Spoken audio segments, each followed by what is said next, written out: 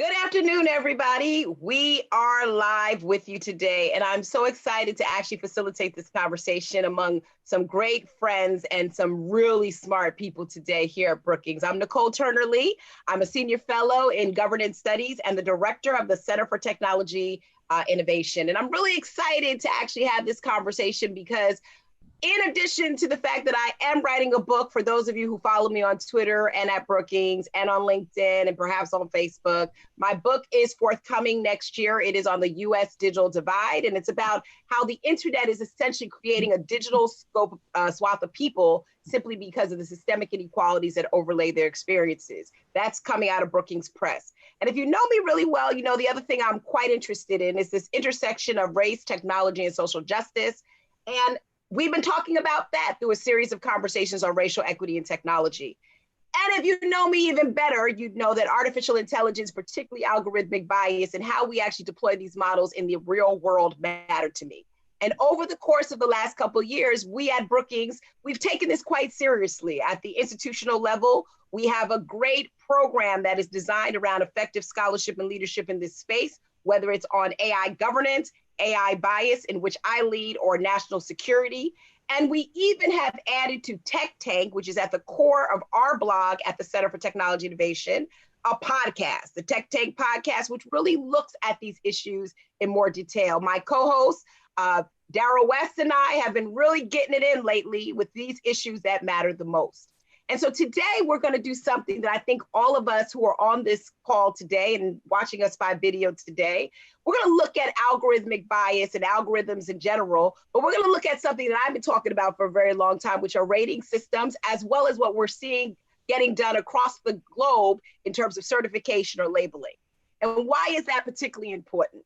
We are now in a state where all of this information that is being collected about us, not just the billions of variables before, but now even more than that, right? Because we all have been home, or we've been enjoying our movies or shopping or reading and doing all these things. They're now being collected in a way where the optimization of that information for bias is likely.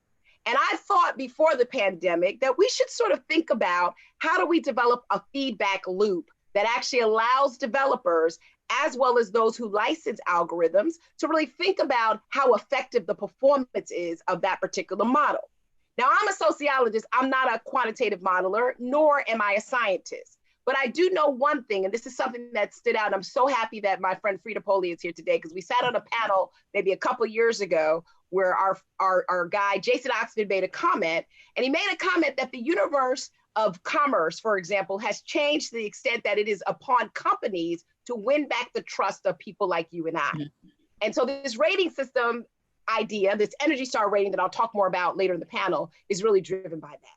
So I'm excited today to have some scholars who are actually out there, whether at the legal level, the design level, the government level, really trying to unpack what would this look like, and maybe offer critique on what we have seen happen in the EU and other places.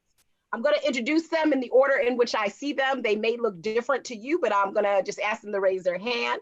I'm joined today by Mark McCarthy, who is a senior fellow for the Institute for Technology, Law, and Policy at Georgetown.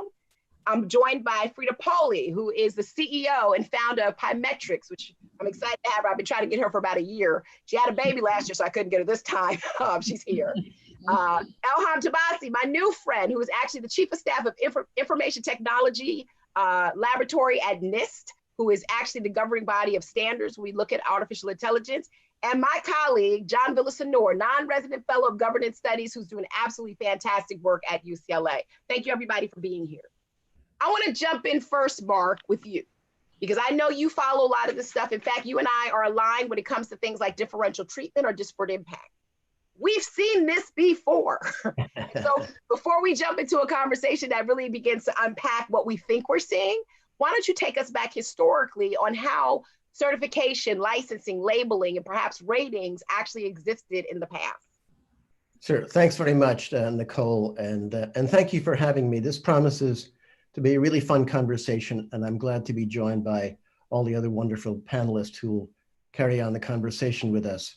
So I'm not going to give you any kind of comprehensive history, but I do want to cite a couple of examples, and maybe we can learn some lessons from these examples about the possibility of rating systems and labeling for machine learning programs and algorithms more generally. So the first one that I want to remind people of is something called P3P, which is a privacy operation that started maybe 20 years ago, when people were worried about online privacy and they thought maybe we could get a rating system where websites would be matched with the preferences, the privacy preferences of their users. And a system was attempted to be developed, and it didn't finally get into place. And we'll talk about why that might have been in a moment. A second one in a similar vein was a do not track proposal. It was the idea that that companies should get together in a standard setting operation and set up a technical standard that would allow users to opt out of online tracking. And once again, it didn't come to anything. And the third example actually got off the ground. It was called the V-chip, and it was a requirement where government said you got to put these chips in TV sets, and it required broadcasters to transmit rating codes for violence and sex and language, and that would allow parents to block certain programs. The broadcasters used their own judgment about what the ratings were, but the rest of it was a mandatory program. Now, in AI and machine learning, a vast number of systems have been proposed for ethics, and there's a whole cottage industry of doing ethical impact statements. But the idea of a seal of good housekeeping approval or a nutrition labeling or a rating system, that is not well developed, and it really is worth pursuing. And I hope this conversation can help it move off the dime and begin to be more widely discussed. I have two reservations, though. One is the element of coercion. The P3P and the do not track systems failed because of a lack of industry buy-in. This kind of thing would really need to be made mandatory. Otherwise, industry has really no incentive to come to agreement on the system or to use it if it happens to be adopted. The second reservation is that even with coercion, the objective of an AI rating system is to give consumers and users more information about these systems. And to be honest, that might not be enough. Think about content moderation for a moment. Social media platforms, they label their content often so people can avoid it if they want or discount it. But obviously they should do a whole lot more on their own. They shouldn't be carrying hate speech or white nationalist content. These content rules are obviously best set by the private sector, not by government agencies, but they should do more than just label objectionable content. They might also want to be responsible enough to restrict it entirely. Now, most uses of algorithms don't raise these kind of expression questions. So government agencies might usefully raise questions about the intended use of algorithms, not just whether they're doing what they are doing in a fair and unbiased way, but whether what they are doing is worth doing at all. This is the kind of question that Frank Pasquale raises in what he calls the second wave of algorithmic accountability. And that idea of assessing the actual purposes and uses of algorithms, that's worth pursuing as well. Yeah. You know, I love what you're talking about, and it's so funny. And I'm going to pivot over to John. And before I forget, please tweet this conversation, #AI bias. And if you have questions, we will have time during this conversation to go to them. Please send them via email to events@brookings.edu, events@brookings.edu. So John, I love what Mark is talking about, right? Because I have gotten pushback, and some people have heard me talk about this Energy Star ratings, right? Which I'll talk a little bit more about later. And part of that came from, I don't know if she's watching, but we were doing a paper a couple of years ago. A woman by the name of Jeannie Barton, who was at the Better Business Bureau, was actually talking about the BBB certification process. And as we delved into the paper that we actually put out at Brookings with another author, Paul Resnick, an engineer, it appeared to me that we don't have anything that sort of suggests, because as Mark said, we don't know what's under the hood, whether or not this algorithm is performing in the way that it's supposed to. And that particular time I was writing that paper, my dishwasher broke. And I went into a big box store, and the first thing I was attracted to was the big yellow label that is certified from the FTC that essentially tells me about the efficiency of that particular appliance. So I'm curious to you, when we think about rating systems, and we think about what we heard Mark talk about, talk to us about what is under the hood of these models and why they have sort of limited transparency that might require, I think what Mark is suggesting, a different conversation in addition to the suite of resources like impact assessments and audits, et cetera. Yeah, that's such an important set of questions. I gave you so much. I'm so sorry. No, it's not to be sorry. It's a great set of questions. So I guess a couple things. So many, not all, but many of these algorithms are designed and produced by companies, commercial enterprises that are in the business to make a profit, and they do so in part because they have a proprietary, or they believe they have a proprietary advantage in keeping in their algorithm. And obviously they would lose that if they just sort of, or some of them anyway, have a model where they would lose that if they just sort of opened it up to the world. So there's a trade, and to be fair to companies, companies do have trade secret rights, and the absolute need, which I would agree with, to hold AI accountable does need to be addressed with due respect for trade secret rights. So many of these companies intentionally, not to be devious, but just because they're trying to preserve their commercial advantages, don't sort of dump their source code on the internet for the world to see. Another challenge is that just complexity, right? These are very, very complex algorithms. And so even putting aside the trade secret concerns, suppose a company said, okay, here, have at it. Here's 500,000 lines of code that's deciding who gets a loan and who doesn't. It may not be easy to figure out, what the algorithm is doing. It can be really, really hard, even when you have access to everything that's in the code, to know what it's doing. Now, one way around that is you could say, well, hey, if you're going to market this, you've got to give us, I don't know, a flow chart or something that tells us exactly how it works. The challenge I've seen with that sort of thing, not in this domain, but in others, I mean, I have had quite a lot of experience actually comparing code to documents that purport to describe what the code does. And the person who does the flow chart isn't necessarily the person who writes the code, and they do the flow chart in 2017, and someone in 2019 writes the code, and then they leave, and someone in 2020 updates it. And so the problem with looking at the code is that it's hard to understand. The problem with looking at the documents describing the code is that they're not the code. And so it's a really complicated question. The other thought I'll just close with is that there's a lot of dimensions to describing an algorithm. If you look at something like, I don't know, a dishwasher, you care about things like how much power it uses and how much water it uses and maybe how much noise it makes, right? But there aren't that many kind of parameters that you need to know kind of what it's going to consume or use, right? Or what its impact is going to be. And with AI, of course, there's the dimensionality of the problem is much higher. And so if we do think about a rating system, then there's a really important set of questions of how do we get there, right? Like what components go into that rating system? But it's a fascinating question. I look forward to continuing to discuss it. Oh yeah, we're gonna get there, because I told these folks that when we get to this Energy Star rating that I purported, I know there's a couple people who are out there like, Nicole, I don't know about that. We're gonna talk about it and just see, because this is part of a project that we're working on here at Brookings.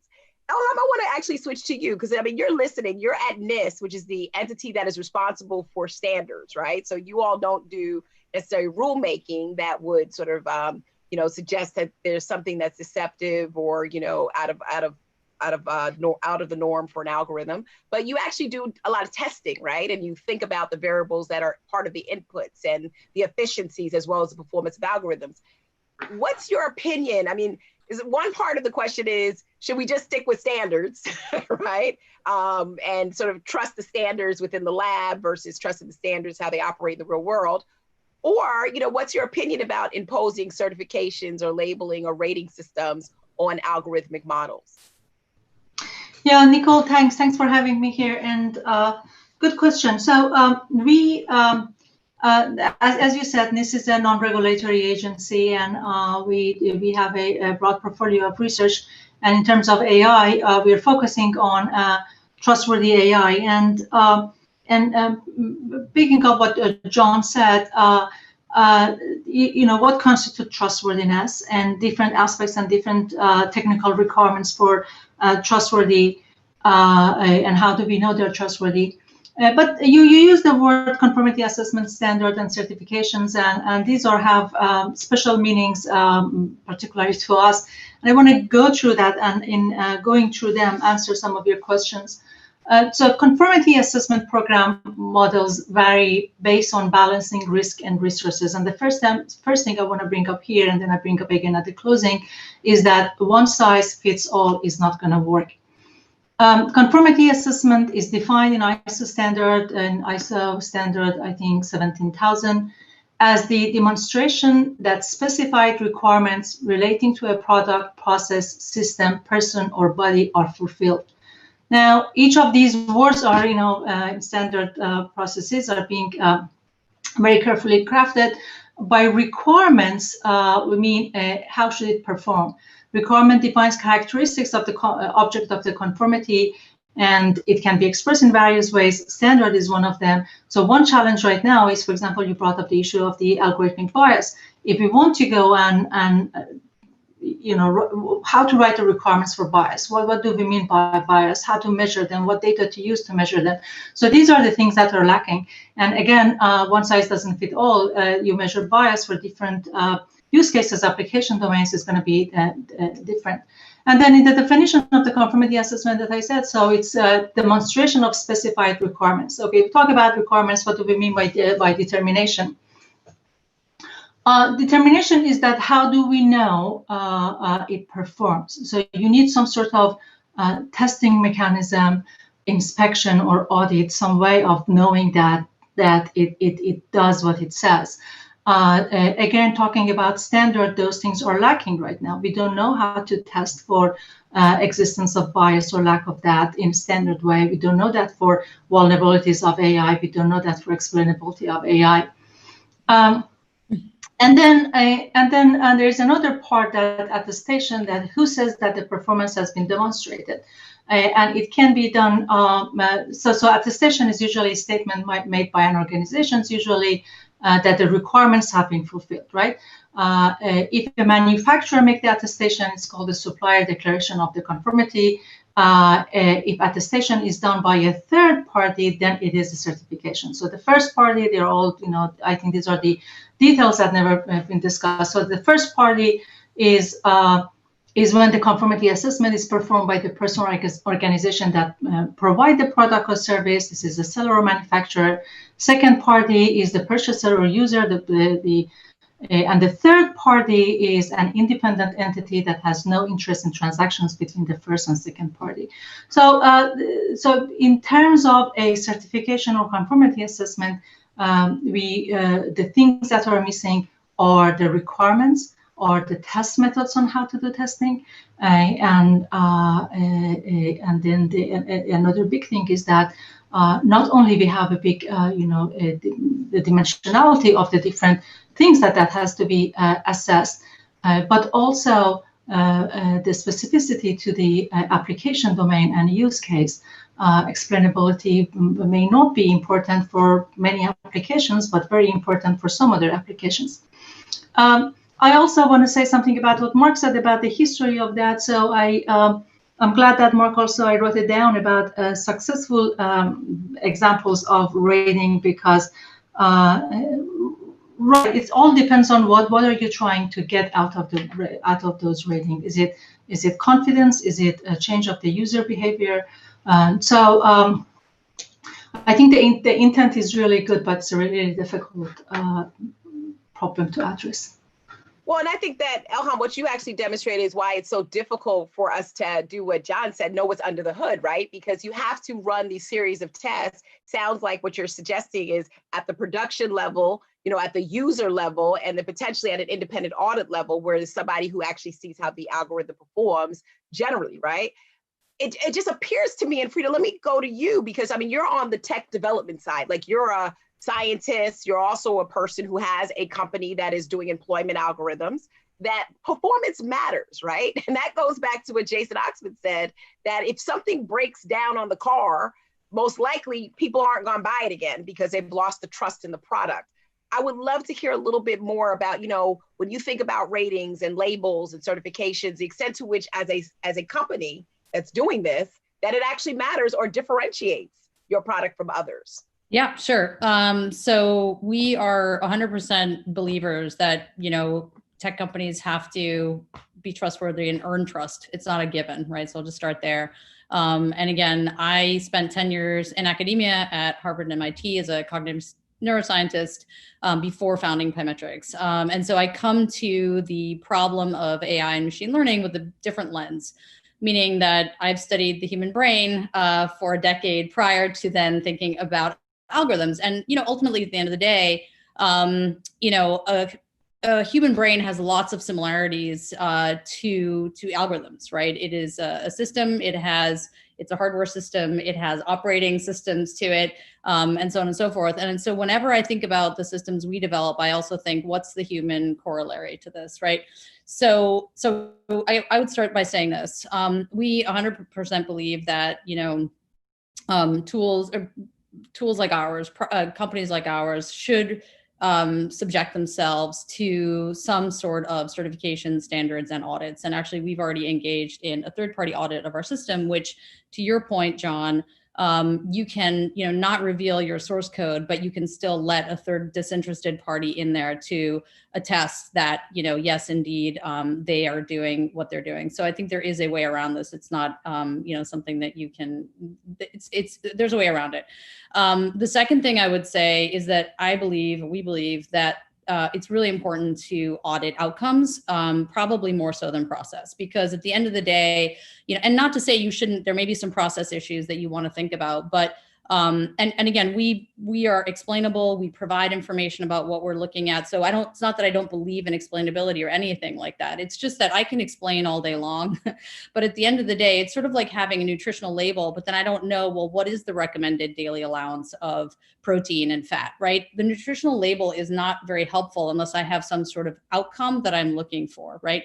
So that's just the second thing I'd say. So we're big fans of auditing, including third-party audits of the outcomes more than the process. The other thing I'd like to say, which others have brought up, is that I don't believe there'll ever be an AI certification system for all AI, because it can be used so differently. And, let's take employment.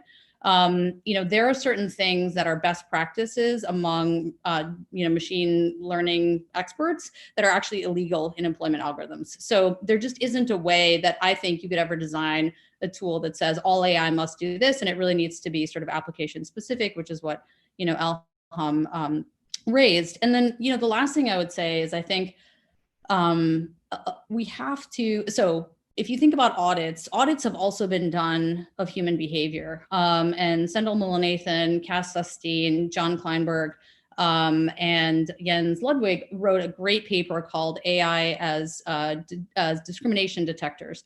And they sort of start out this paper by saying, look, guys, we've done audit studies of employment. We've done audit studies of all these different human decision-making processes. And guess what? Humans are not doing so great. You know what I mean? So I think that when we think about auditing and we think about comparisons, my favorite analogy for what we might end up needing in certain cases for AI is something similar to an FDA-like structure. And actually, Joy Buolamwini recommended this in her FRT paper. So I'm stealing it from her, but I'm going to give it props, because I think at the end of the day, if the FDA just said, well, let's look at drug A versus drug B, but never consider if we never gave the patient drug, what would that look like? That would be kind of a useless rating system, right? And to your point of dishwashers, we're comparing dishwashers, but everyone has sort of agreed that a dishwasher is better than hand washing. We haven't gotten to that place with AI. We still think that the human process could be better. So I think that if we're still in that debate phase, and we absolutely are, we need to include the base case, which is like, hey, this is what humans do, right? Whether it's in giving out insurance or hiring or whatever, that's the base case. And then we can look at AI system 1, 2, 3, 4. And again, our recommendation is that our thinking is that it's best to focus on outcomes more so than process. So I'll pause there. I've said a lot. Thank you for this. I love what all of you have said, because I think this is where I've gotten stuck as a sociologist, because I'm concerned like policymakers on the outcomes, right? So there's a lot of debate around should you worry about what goes into the model, that garbage in, garbage out. But at the end of the day, I think people want to see high performing algorithms, but they also want to see in certain use cases where those determinations do not discriminate or profile or surveil certain characteristics. Correct. Which brings me to like what we've seen in Germany, right? I mean, their AI label is basically being applied to particular use cases, which I think they're trying to apply a lot of the stuff that we're talking about. And I'm just curious from all of you, I mean, the Europeans seem to get ahead of us on a lot of this stuff. the extent to which, are they giving us a pathway to follow, or is this just too prescriptive, in terms of that medicine as to the labeling? Go ahead, Mark. Yeah, I think that it's a good model, what the German authorities are calling for. And it's similar to what the EU is calling for in its proposed AI regulation, where they say the high-risk algorithms need a kind of pre-market clearance.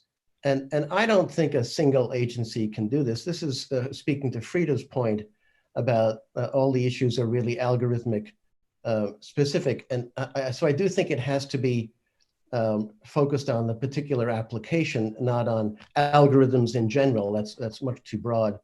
And of course, compared to what is the key question? If one of the alternatives is humans, you've got to use that as perhaps the baseline. And I agree the process has to be like drug approval.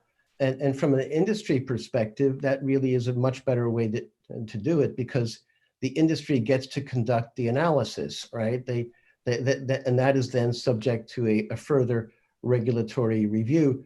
For those of you who know something about the conduct of legitimate interest assessments under GDPR, it's similar to that, where if you're going to use legitimate interest as your legal basis for data processing, you've got to do a kind of cost-benefit analysis comparing what you're doing with the rights and interests of the data subjects. So I do think that's a good way to go forward. And let me tell you, if you don't do it, things can go wrong in very dramatic ways. One of my best anecdotes is the software that's widely used to allocate healthcare to hospital patients. One of them got on the market and it was used widely. Hundreds of millions of people were allocated healthcare. And yet, because of the way it was constructed, it was biased against Black patients. Black patients accounted only for 17% of the patients that were recommended for healthcare, but using an unbiased algorithm would have given 45% of the patients assigned who would have been African American. So conducting these analyses before the fact is crucial. The developer of that product never did it. Yeah. And once they worked with the researcher to fix it, they improved the product dramatically. But that should have been done at the development stage. And so there needs to be a kind of risk assessment before these things go onto the market, so you can check to see if there's a better way of doing it than what the developer has actually developed.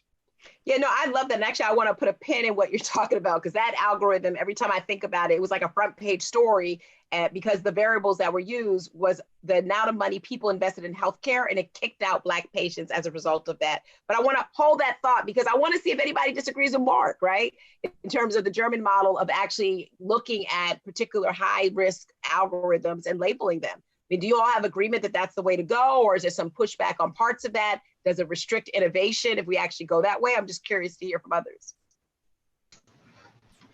I just repeat what I said for that one too. Well, the first thing is that how to decide something is high risk, and go back to the point of one size does not fit all. You may think that face recognition algorithm is high risk. Certainly, it's high risk for use of face recognition in law enforcement. But if I'm using face recognition to unlock my phone, maybe it's not high risk, right? So we cannot just coming up with the label of high risk and then applying it correctly is difficult. And then the other thing is that the other big question is that whether the needed knowledge base and infrastructure to come up with a robust labeling scheme for AI currently exists. And then the consequence of that is that how we can ensure that it does not create a false sense of confidence. So it again goes back to what we really expect to happen with these things. If we want to get user confidence, then we ought to be to have some good sense of how we're going to do it, so that we are not creating false sense of confidence or lack of confidence. So that was just my point about do we have the right scientific foundations to do this at this time? I love this. Anybody else? And wait, before we actually go, tweet, please, folks, AI bias, because this conversation is really interesting. Yeah. AI bias is the tweet. And if you have questions, events@brookings.edu. Go ahead, Frida.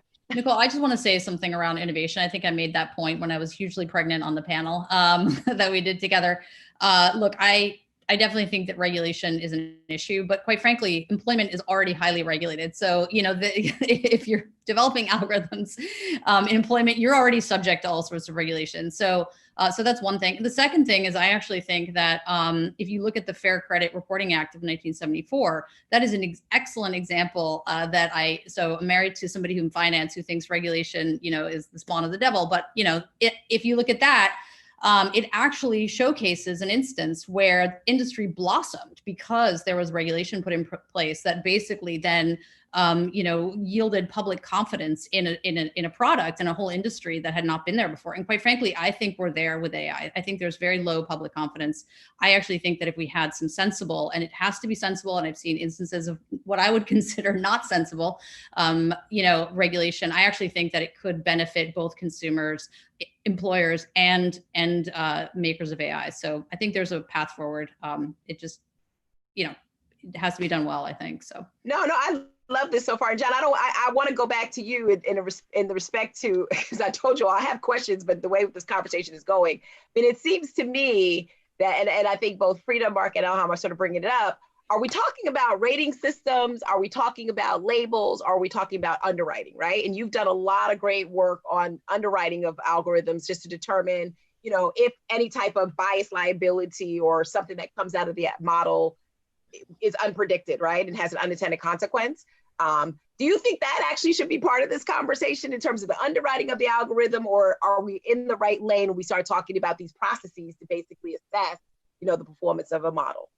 Right. Well, it's a complicated question. I guess one of the things I'd say is upstream from all of this, we would everyone, or at least all reasonable people would agree that we don't want our algorithms to be unfair or to be biased.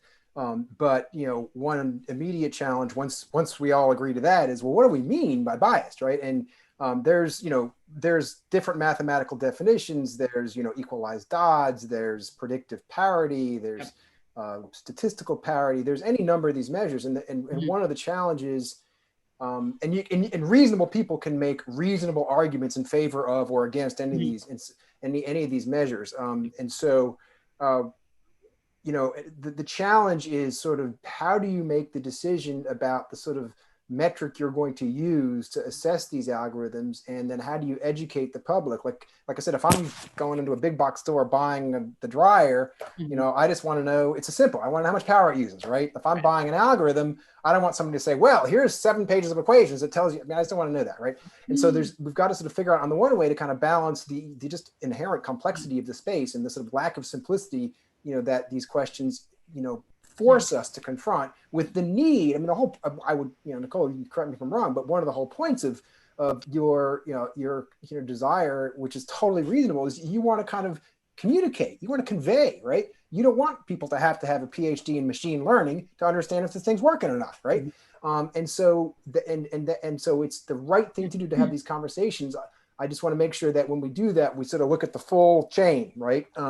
And then once we do that, if we can agree that, predictive parity is the way to measure presence or absence of bias, then it's actually not too hard to do that. And you might not even need to get inside the code. You might be able to just put a bunch of inputs in and look at a bunch of outputs and say, hey, it's working for these 2 or 3 or 10 groups of people. Yeah. And John, I would just add to that, though, like in employment, there is a legal definition of bias, right? So we don't actually have to reinvent the wheel. And actually, you would not want to do that because you might actually conflict with the law. So, and again, Can I respond to that? Yeah, sure. It's a super interesting point. So, there's, in discrimination law, I agree with you. Like, there's disparate treatment and there's disparate impact, right? The only thing that's legally regulated by Title VII is disparate impact, just as an FYI. So, like, it's I guess the courts have traditionally, for all sorts of discrimination law, looked at disparate treatment and disparate impact. I mean, disparate impact is really by OFCCP and EEOC standards. Disparate impact is the standard. Again, we can talk to our head of policy who came from EEOC. So, but anyways, I guess my point was that the point I was trying to make is that as a hypothetical, if there's disparate treatment, one of the way you could rectify that is you could go and turn a dial to fix it. But in turning that dial, you might generate disparate impact. Right? Yes. and vice versa, by the way. And so I'm just pointing out that these legal frameworks, can collide with kind of the mathematical kind of paradoxes you can find yourselves in when you sort of try to fix one problem and find out that all of a sudden you've fallen into legal jeopardy, despite having. But all I want to say, right, is that the definition of adverse impact, which is bias in employment, is all around whether disparate impact has failed. Disparate treatment is something else you might want to look at, but there's no Title VII doesn't really talk about disparate treatment. And I just think it's important because I think there is a lot of confusion out there. Oh, if we do this and that, if we do this and that. Actually, in hiring, it's fairly clear. So I don't think there's that much confusion in hiring. In other spaces, there may be, but I think that there are some clear definitions as per sort of federal regs. So if I can jump in, so it's good that you have a clear definition for bias as a disparate impact for the hiring, but and I think that's another challenge that cannot be applied or expanded to other domains, because sometimes the algorithm is designed to not have the uniform impact. Car insurance, right? So you don't want everybody to pay. So that again goes back to the problem of if you don't have one size fits all, then makes it a lot more difficult. And one other thing that I want to add to what John said about there's a lot of things to consider. Another issue is that they also conflate with each other. So you improve explainability, you may get a hit on accuracy, or security and bias goes hand in hand. So how do we do it that it's right, it's interpretable, and it doesn't create a false sense of confidence? Mark, I knew you were going to come in, so go ahead, and then I'm talking my model, because that's a market I bet. A quick point on, sometimes these different definitions, they have to be context specific. It can't be one size fits all, as people have been saying over and over again. And sometimes the kind of information that has to be revealed either by a rating system or just some kind of labeling system is very, very specific to the use of the algorithm. My favorite example comes from confounding treatment variables, which can be hidden in machine learning programs. My best example is the lower risk of fatal outcomes for heart attack patients who are also asthma victims. This correlation, it arises precisely because asthma patients are at a higher risk when they get a heart attack, and so they get the hospitalization. Now, it would be fatal to use that algorithm for treatment decisions. It would kill people, literally. So for this reason, the researchers really have to, be made aware that that kind of confounding treatment variable might be hidden in the formula. And some researchers say don't even use those kind of formulas for treatment algorithms. Now, this could be dealt with by labeling, right? You could have something that says not recommended for treatment purposes, right? But also for experts, you might need to go to the next layer of detail and tell them what the statistical technique that was used in that system would be. That wouldn't be useful for ordinary people. It wouldn't even be useful for doctors. But for researchers, it would be essential if they wanted to get a handle on what that algorithm really was all about and how it might be approved.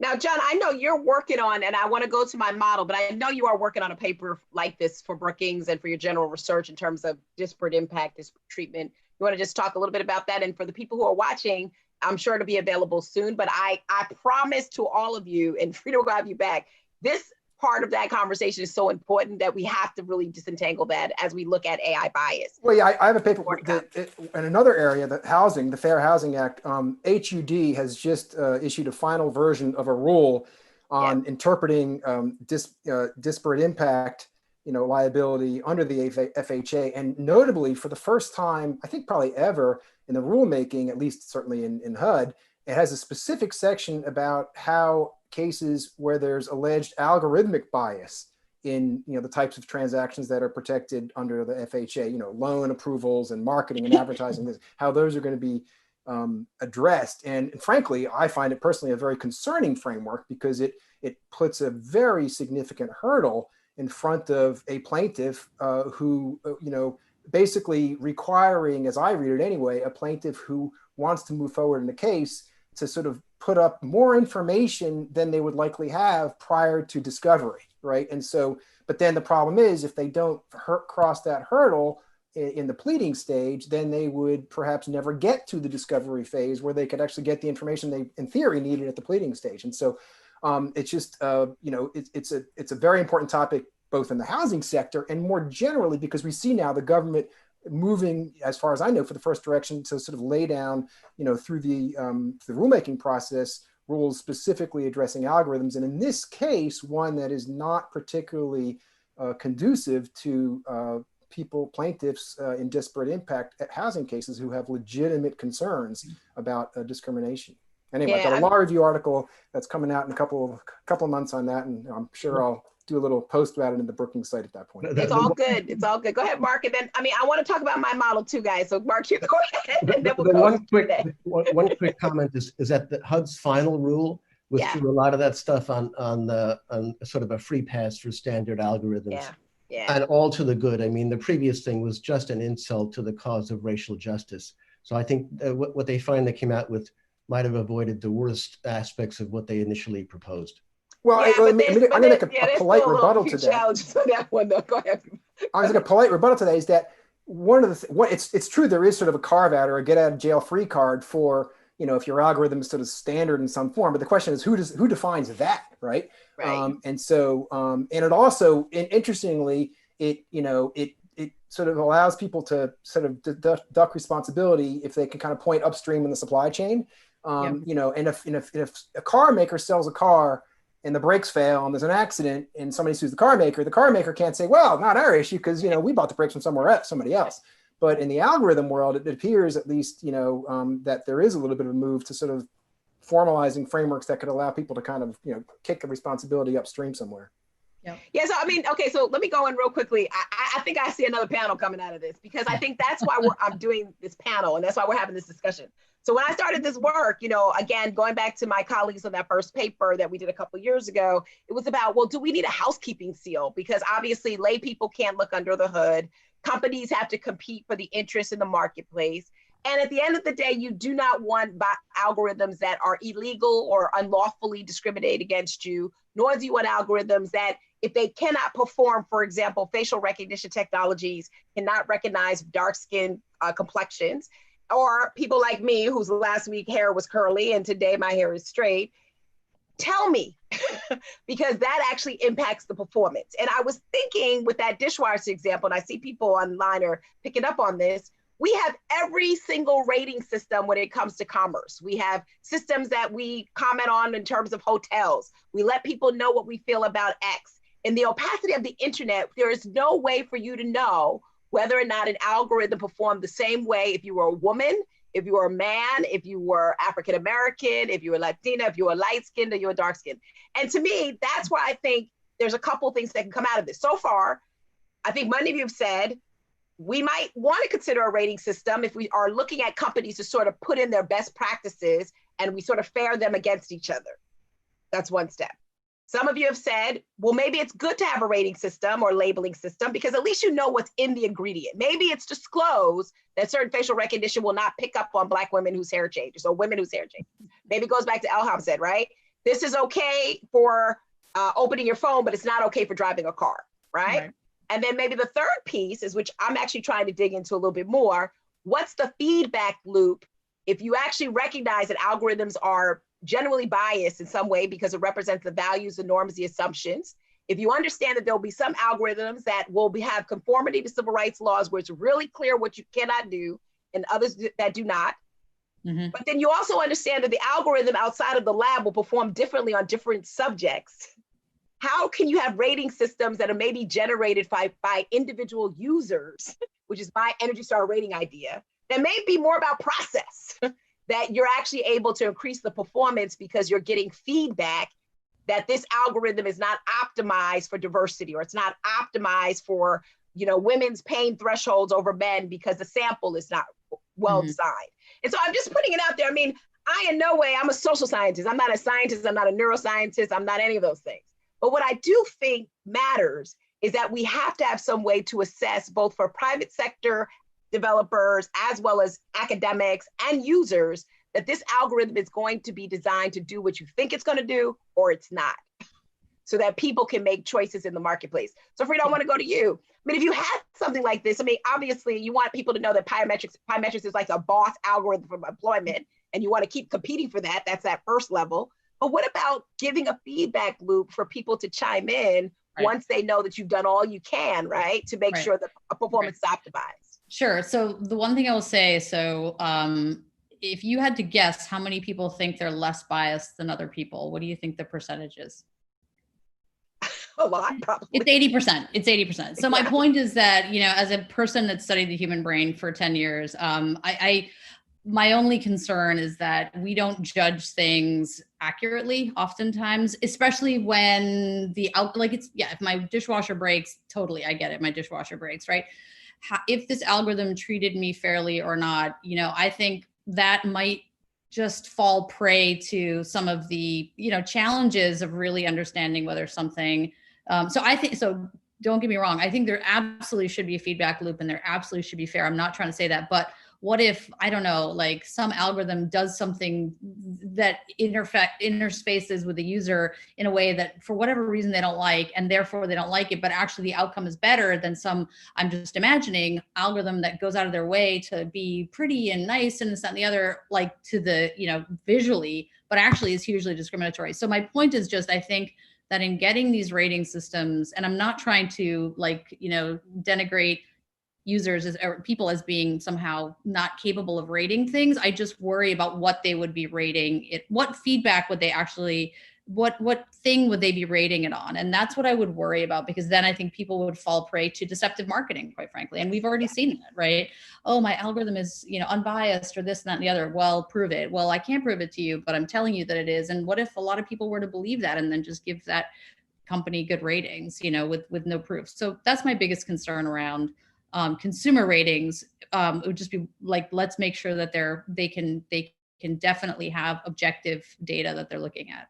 No, I mean, that's fair, right? We've litigated that on the Hill in terms of ratings of products and services. So I appreciate that. Who else? I mean, when you think about that, and we've got tons of questions, so I don't want you to spend too much time on my research. For those of you that are watching, it's in the beginning stages. I've done about 12 or 15 interviews with different companies and developers trying to come up and nuance this. So please send me feedback at my Twitter account or email, but I want to make sure I get to everybody's questions. Did anybody else have a response to where we sort of land up on the ratings question, or where it might be more necessary or useful? This is the first time this group has been this quiet. So I think everybody's pleaded the fifth, which is okay. So I can jump right into questions. Let me go to questions then. And again, this is I appreciate the feedback, because I think everything that we talked about also has myself as a scholar just sort of thinking about where is the rating most effective, right? And is it process? Is it enforcement? Is it at the civil rights side? Is it use cases? So thank you. So I want to go to Lori Dowling, my friend Lori, who always comes to our stuff on AI, and she's particularly interested in employment. Her question is, I do love the idea of a rating system. Thank you, Lori. Thank you. Thank you. And I'd assume, like the dishwasher, you can list the key characteristics and have manufacturers confirm that they meet them. But as to bias and our use in hiring, how can we know what's under the hood in that instant? And that's of importance to HR. Yeah. So, I mean, again, I think that this is where it's all about looking at outcomes, right? And I actually think that, and, you know, John, I'm sure that in looking at the law, you'll appreciate this. I actually think that if you have an AI system in place, it actually is leaving a paper trail of how decisions are being made, which, you know, for better or worse, that's not actually happening a lot of times when human beings are making a decision. So, you know, there are definitely management side attorneys that will say, hey, putting in an AI system, even if it's less biased than your human system, is more risky because you're leaving a paper trail. But I actually think that's the advantage. And that's the claim that this paper makes, you know, algorithms as discrimination detectors, is that they could actually be used as social justice tools because they're leaving paper trails of decision making, which we don't currently have when we rely solely on human judgment. So to the question just asked, there is the ability to examine that paper trail. I think what is in the way is that it's a very legally fraught area, and therefore you might get into an argument between plaintiff and management side attorneys as to if we were to design some regulation that made transparency more at the forefront. I think that that we've seen sort of a clash between two groups of lawyers that tend to want different things, and therefore how do we kind of get around that? But I think if you look at the Equal Pay Act in Massachusetts, I think that's a good model, right? Because it said, look at your equal pay. If there is a problem, you have a grace period of a couple of years to be able to fix that. And I think unless we have something similar to that, where you are encouraging people to look at this data, encouraging people to look at how these algorithms are impacting folks, and then if there's a problem, fixing it. I think that's a good model for how you could move forward. That's just my opinion, obviously. Yeah, I guess I would just chime in. Like, I agree with your really good points, and I'm skeptical of the assertion that hey, a paper trail is a bad idea because it might create more liability. I think it. Yeah, I don't agree with that. I've just heard it. Yeah. Yeah, if the paper trail can help, identify and expose biases that would have otherwise gone undetected, then maybe at the beginning there'd be some people who would be held liable for it, but the system would sort of recalibrate to correct for those things. You're preaching to the choir. You're preaching to the choir, but I'm just telling you, I've heard management side attorneys. I'm sure you have, but their job is.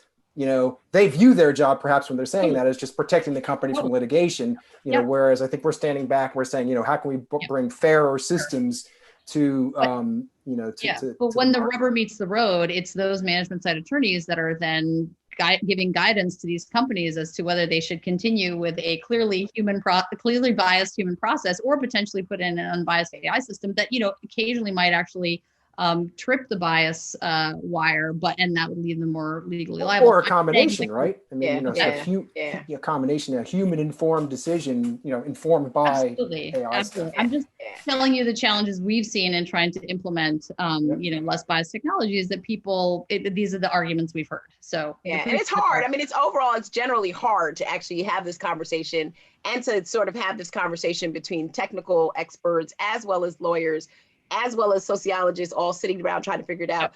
The paper that I referenced took almost a year to actually do for this very reason. So I love the fact that I'm simulating the reason why this is such an important conversation to have. Elham, Henry Weber has a question for you. His question is, could you discuss how NIST recently introduced 4 principles for explainable AI could be utilized in different rating systems proposals? And he recognizes that evaluating outcomes helps to work towards accountability, but believes that explainable AI might help bolster consumer buy-in to a standard or cert. So hopefully you got that. Yeah. Thank you for the question. The paper that we put out, yes, we put the paper out for principle of explainable AI, and that's out for comment by October 15. So please let us know your input, thoughts, and comments about the paper. Explainable AI is explainability of AI is a difficult and complicated topic, because you don't need explainability for every possible scenario. For recommender systems, for example, that's telling me which movie to watch based on my history of watching movie. I really don't need explanations, but there are some applications that you do need explanations. And particularly, explanations play a role when something goes wrong and you want to do course corrections. Not to mention that there are also some legal requirements for explainability. So what is explainability? What expectations of an explainable AI systems? What's the expectations of the explainability to be correct, to be within the scope of the model that was trained for the particular intent, particular use? The paper talks about all of these things, and we use the word explainability, but we are also very aware that explainability and interpretability these two terms are being used differently among different communities. So you may need back to what Johnson was saying at the very beginning, you may not need to know exactly what's going under the hood. It may not be useful information to a lot of the people interact with the systems, but it might be very important to the computer scientists and the people that are developing those models. Those are explainability, figuring out what's under the hood, how the model works, and the interpretability is how to get the outcome and how to talk about how this prediction was made, how the recommendation was made, what factor was involved in making the outcome of the AI system. So that was the paper, and this is a true consultations. It's certainly not a complete, not completely address the issue of the explainability. So we're really looking forward to community engagement. How it relates to the labeling. It again really goes back, as it was mentioned, there's a lot of things that a label or a rating system can achieve. And today, a lot of these things have been mentioned. The label can just go and rate, is it safe to use? Is it biased? Is it reliable? Should I use it for this particular application or for other ones? The explainability can help with information about how the decision was made, and if there is any of these different intent of the labeling system that was discussed, it can help. It may be help with that, but again, I think we are trying to pack too many things under the label or rating systems, and these are all important discussions. I'm just trying to figure out how to do that. What you said about, and in the explainable paper, one of the principles is a knowledge limit. And Nicole, you mentioned that we want to have something that don't use it for this purpose, right? Or this face recognition does not work for this particular populations. I see them different than, certainly it's not rating, right? So it's just extra informations, and I think those can be very useful. I don't know if I answered the questions, but that's what I have to say. And that paper is available at NIST, right, Elham? So somebody can get that paper at NIST? Yes. I can send you the link if you want to. Perfect. Now, Mark, I got a question for you, and then I'm going to wrap up. Regarding your reference to the second wave of AI accountability, there are clear reasons for investment in AI safety and management. What would you say are the most concrete reasons, and how do they compare to market-driven incentives for AI development and deployment? That is, sell as many units as possible and focus investment on R&D. In America, AI stakeholders seem to be more incentivized to invent and sell than to test and regulate.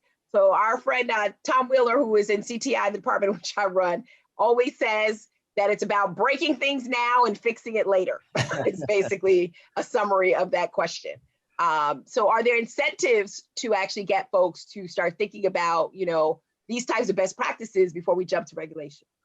Are there incentives? I'm sure there might be, and I think we should explore them, but I'm skeptical that any of them will do any good without the weight of government action behind it, or at least the threat of government action behind it. The example I showed before of getting a health management algorithm out into the marketplace as fast as possible suggests that marketplace incentives, really are pretty powerful in this circumstance. And the sort of the thrust of tech development over the last 20 years, especially, is really, get it out there as fast as possible and then see if it needs to be fixed. Well, for a recommendation engine, why not? But for a healthcare management algorithm, that's just the wrong style of development. And I do think without some sort of government management role, the marketplace will tend to move in that direction with dangerous results, and results that I think could be avoidable with a sensible and thoughtful or government regulatory role. Well, and in 10 seconds, Frida, because this actually was to you, in terms of then the laws that we have, are they sort of imperfectly designed to stave off some of the threats that we talked about today when it comes to AI? Oh, I don't know about that. I wouldn't say that. I think they can always be improved upon, quite frankly. But I wouldn't say that existing law is problematic. I think that it's always room for improvement, but I actually think it's a really good start. So no, not at all. Okay, so John has a paper coming out. We heard from a tech developer who's out there actually trying to figure out how to make her products comply with employment laws. We've heard from the person who is standardizing this technology. And then I love the way Mark is just sitting back, listening to everybody and offering his advice, as he does so well when it comes to really thinking about the evolution of technology from his role and the Software Association to what he does now at Georgetown, and even the stuff he contributes to Brookings. Friends, this is an issue and it's a challenge. And I think we would not have had this had we not realized that as we begin to see just how much we have of people's currency of data, that it matters, right? And it matters in ways that will create either productive processes or best practices on the technical side, or it has the potential to engender more harm or create more deceptiveness. At the end of the day, I swear I go back to my dishwasher model, that at some point, whether it's AI across industries or within similar industries or from consumers to people, I'm still trying to figure it out. We need some way to either gather data from individuals that this AI is optimized to their context, or we need to let people know that it's not, or let people tell us that it's not. Because my fear is this: it's not so much that AI is not doing a kick butt job when it comes to improving upon human decision making, but as Frida said earlier, it needs humans in the loop to ensure that there are people who are not left behind, Sure. because the variables that are maximized for just didn't include, their attributes. So with that being in mind, please follow Tech Tank, our podcast. We actually have a podcast on that now on racial bias in tech, as well as a whole lot of other podcasts of interest to this community. Please continue to follow us on our AI bias work at Brookings. Follow us from the homepage, hit AI. You'll see a whole host of papers and all the streams that we talked about, including several people on here. And please, I think some of you heard my dog. If nobody else cares about my rating system, she did. And so with that, I would just say have a great afternoon, and we will see you back at this place in Brookings space around these kind of conversations. Thank you, everyone, for giving us your hour, and thank you, everybody. Thank you, Nicole. Thank you. Thanks, everyone. Thank you, Nicole. Thank you, everyone. Okay, bye. Thanks for watching. Be sure to like and subscribe for more videos from Brookings.